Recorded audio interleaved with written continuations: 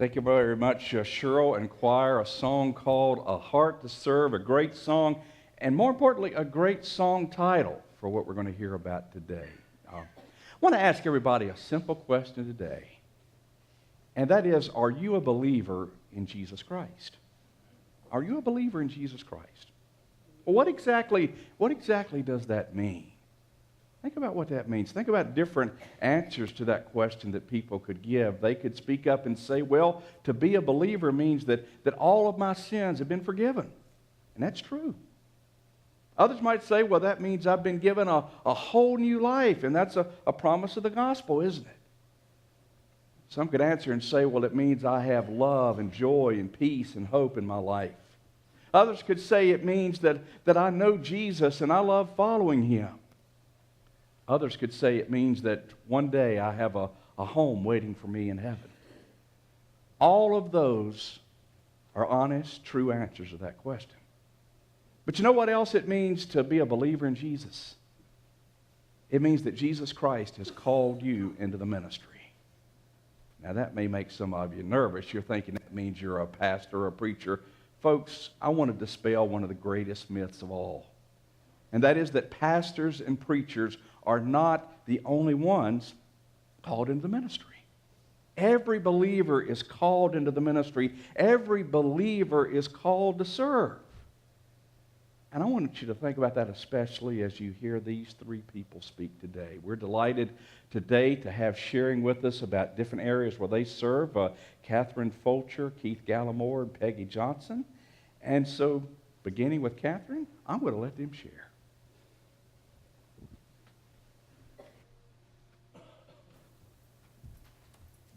Good morning. Let's start off first by let me just asking you if you have ever been a consigner, a worker, a consumer with Take Two.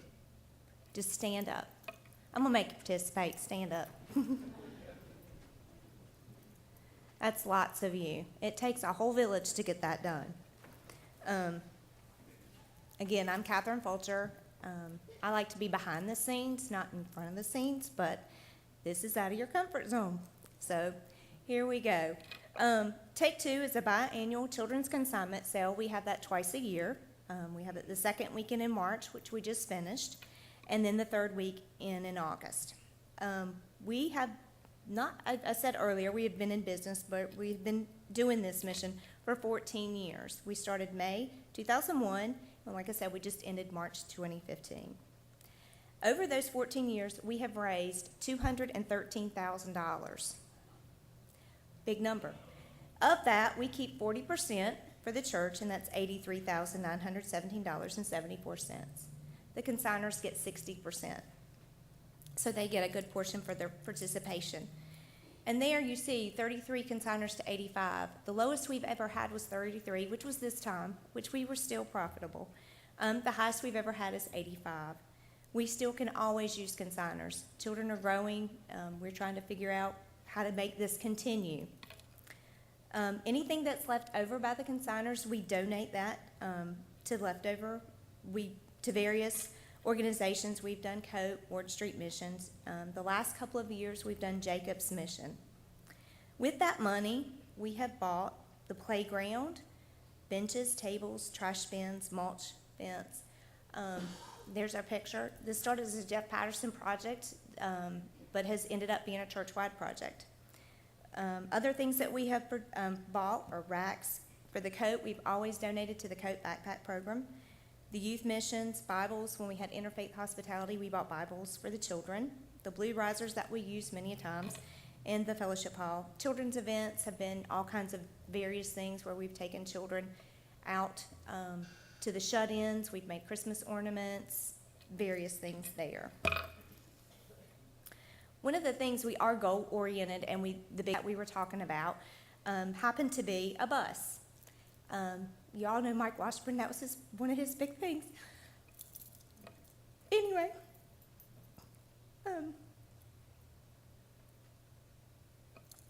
what we have in our bank account as of right now for the bus is $27,963.82. That's what we have in hand. I have individual pledges of $25,000, which is greatly appreciated.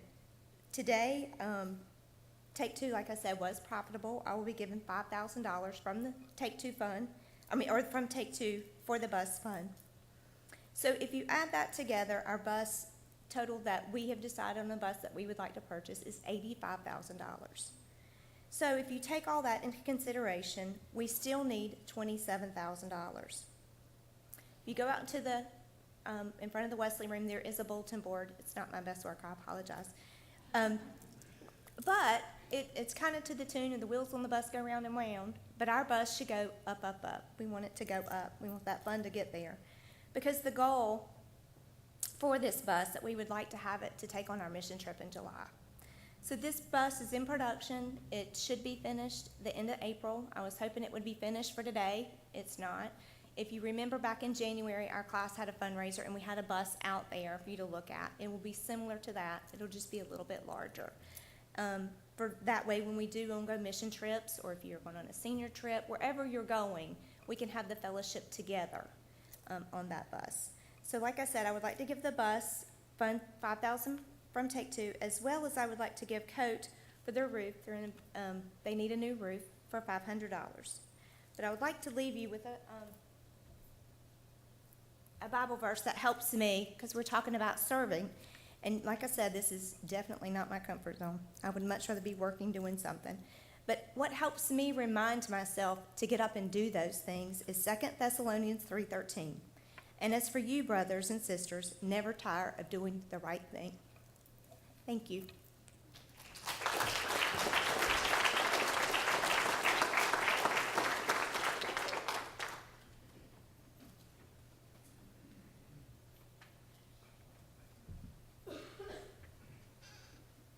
I just had an idea. Maybe the Methodist men could take that bus on a fishing trip. That'd be awesome, wouldn't it?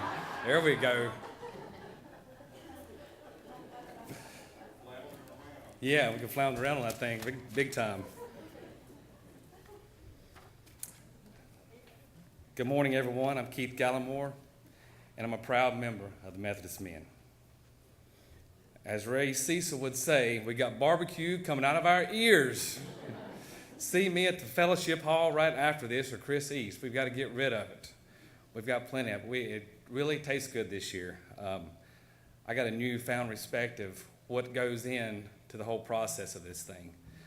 I am now deeply entrenched in the whole process of the Methodist men from start to finish, and there is a ton of stuff that goes on behind the scenes, not just the day of. It takes weeks and weeks to prepare for the Brunswick stew and the barbecue that we have. So, but we spend 12 hours cooking it, and then several hours chopping it up, and then serving all day. So, please come get some.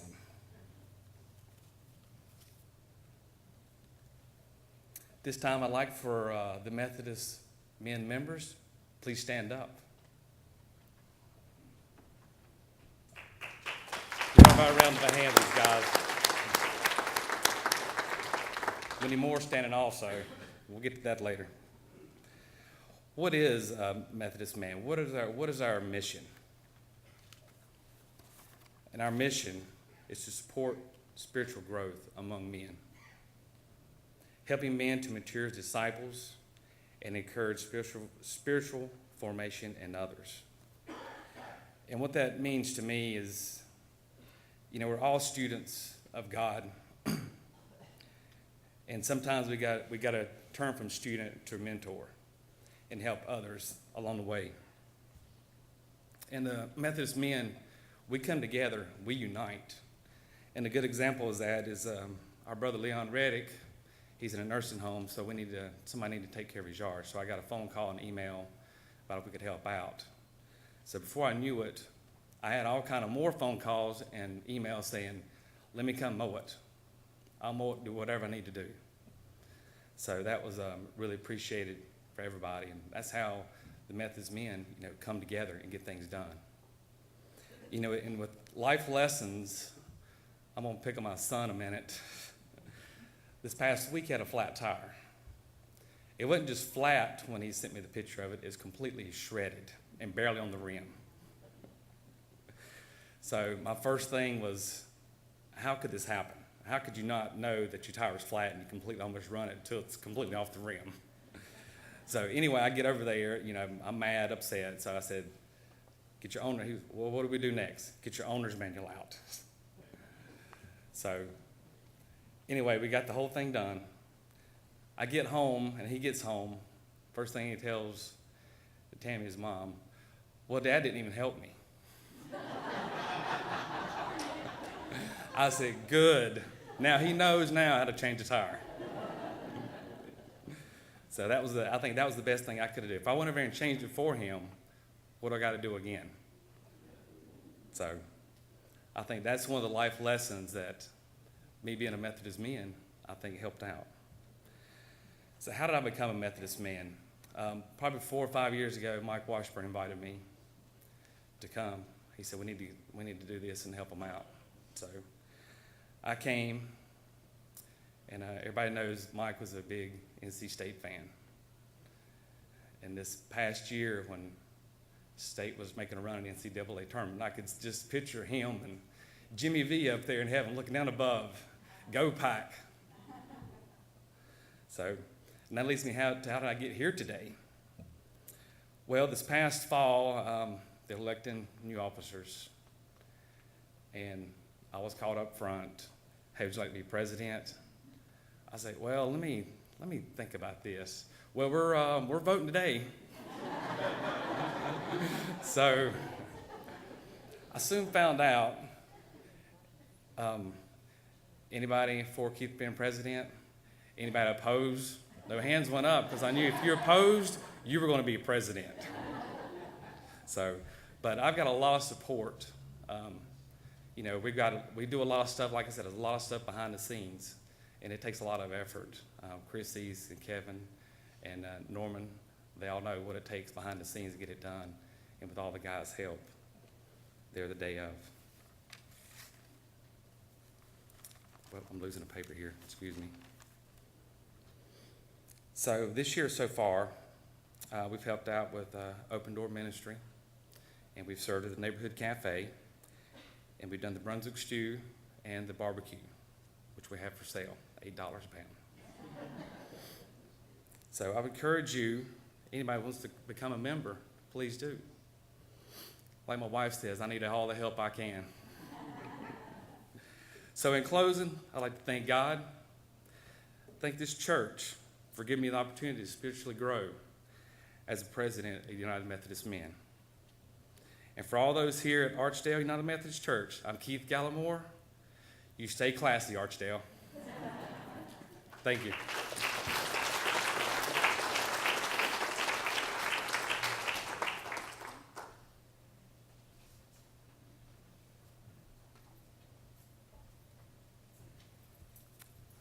Good morning. I'm Peggy Johnson, and I'm a Stephen minister here at Archdale Methodist Church. And how can I tell you what Stephen ministry means to me unless I tell you something about the Stephen ministry first? Because this is a Christ-centered ministry. It's for people who are hurting, who are going through hard times or just dark times in their life, and we all have those kinds of times. We've had Stephen ministry here at Archdale for about 18 years, and I'm privileged to have been a part of that from the very beginning. It's been a lot of years, but it's been very worthwhile. Stephen ministers are trained to be caregivers to individuals who are going through some of those dark times, stressful times, hurting times. We do 50 hours of training, and that's kind of overwhelming when you hear that. It's done over several months' time, but we are not counselors, definitely not counselors, and we are just someone who is walking this path with you while you're going through whatever it is you're going through. This person could be someone who's experiencing a loss of a loved one, through a divorce maybe, or through an illness, your own, or an illness of a loved one, terminal illness, or recovering from surgery. Could be something like empty nest syndrome, when your child goes off to college and you're left looking at those four walls. But anyone going through any kind of stressful time like that could have a Stephen minister assigned to them for as long as it takes. That could be a few weeks or that could be a few years. We have had some Stephen ministers who have been with their care receiver for a good long time, for several years. For me, Stephen ministry means listening to the care receiver. We all sometimes just need somebody to talk to. And that's what a Stephen minister is for, is a listening ear. Like I said, we're not counselors, so we don't give you advice. And sometimes you just need to talk something through in order to know what you need to do. So that's what a Stephen minister's for, to assure you that you're not by yourself, that you're not alone, that God is the cure giver. We are a caregiver. And being a Stephen minister just means that we are instruments of those of God, helping those who are going through these times so that you're not alone. At a recent Stephen ministers meeting this week, I just asked the group, what does it mean to be a Stephen minister for them? And it was just a food for thought question, but one of the Stephen ministers very quickly said, well, it's the best way I can think of to serve God. And that's the way I think that most of our Stephen ministers are. We are serving God. We are led by God in all of our caring situations, and we depend on God's guidance in all that we say or do. God's always the third person there when we meet with the care receiver. To me, being a Stephen minister means love. Like our Sunday school lesson said this morning, that we should love, God tells us, we should love one another as God loved us. So it takes a lot of time. Besides all that training, you do meet with your care receiver about once a week in an ideal situation. That doesn't always work that way sometimes. But anyway, so you know that you've got time invested in this ministry. Being a Stephen minister, besides, it does take a lot of time, but it's all done out of love. Love for someone who needs a little extra love. Love for someone who is going through things that we've probably all gone through. All of us have things at certain times where we just need a little extra shoulder there. In addition to love and caring or whatever, being a Stephen minister also helps you to make new friends. Some of these Stephen minister, these care receivers that you have, you might not have known otherwise. You might not have had an opportunity to meet them, and you can form lifelong friendships. I know I still have Christmas cards and whatever from the very first care receiver that I had 18 years ago. So these lifelong friendships are just a very nice side benefit of being a Stephen minister. Stephen ministry is a very confidential ministry. Stephen ministers cannot talk about their caring situations. Now, the care receiver can say whatever they want. They can talk to whomever and tell whomever, but they don't have to. And certainly Stephen ministers cannot. And that's why I think everybody thinks Stephen ministry is such a mysterious ministry. But it really isn't. We just don't talk about what we do because it is very confidential. We don't need to be talking about what our care receiver is going through. When we have our monthly meetings, we don't talk about the caring situations. We talk about us as Stephen ministers and how we are dealing with the situations that we are in. Sometimes if you've gone through a similar situation, it can be hard. Sometimes you kind of hit a roadblock and you don't know what to do. And in these monthly meetings, we can kind of bounce ideas off of each other about how we can best serve our care receiver. So we talk about a whole lot of other things. We do not talk about our care receivers. I found that as I've been working with care receivers over all these years that I've grown closer to God in my own walk of faith. My relationship with God has become more meaningful to me. When I see what other people are going through and I see how God brings them through it, can't help but make me feel closer to God too. When you're praying with someone or for someone, you're just simply talking to God, and we do that all the time. That's what makes your relationship with God even more personal.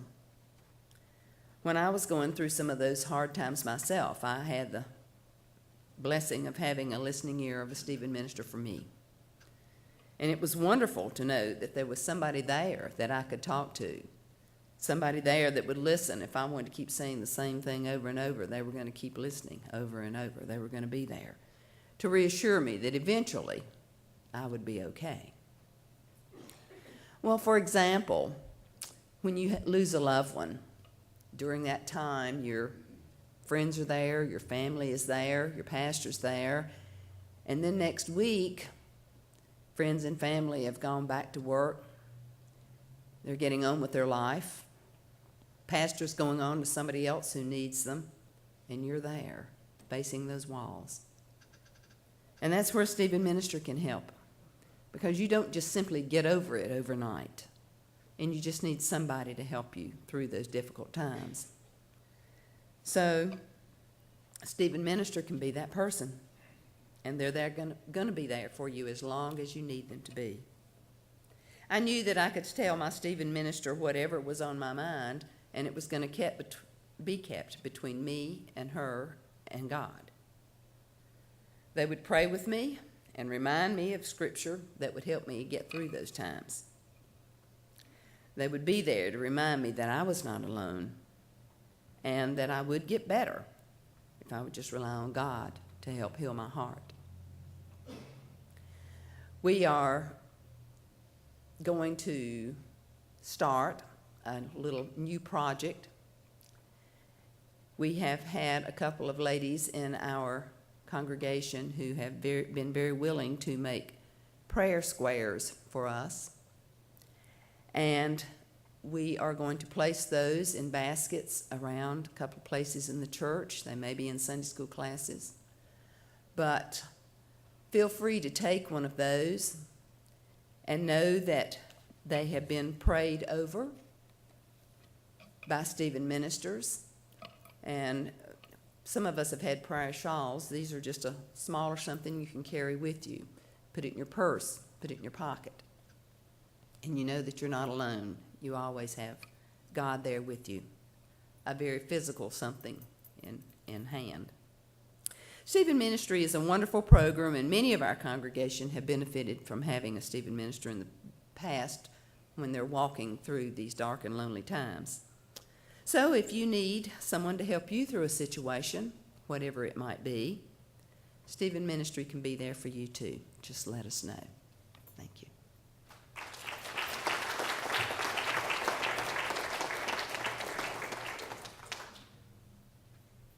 Thank you very much, Catherine, Keith, and Peggy. And I've got a question for each one of you.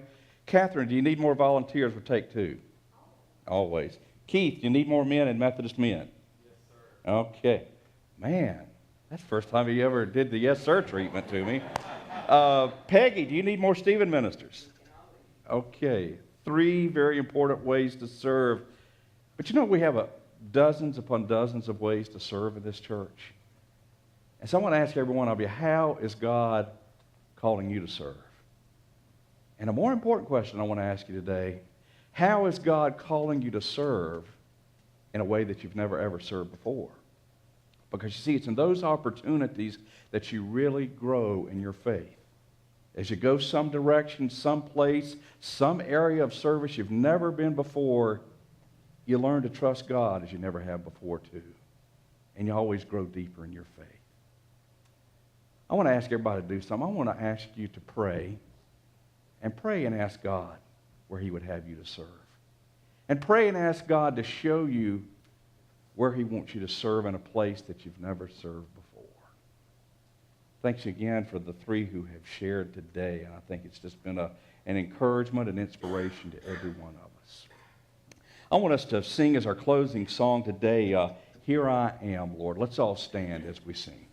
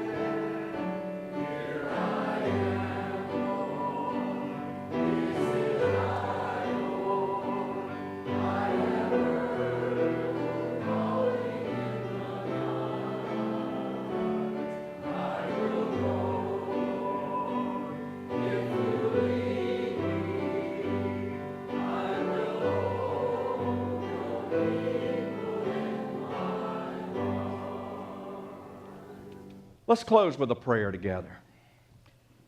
Lord Jesus, again, we thank you for being the greatest of all servants, but we thank you today for some words of encouragement and inspiration from servants here.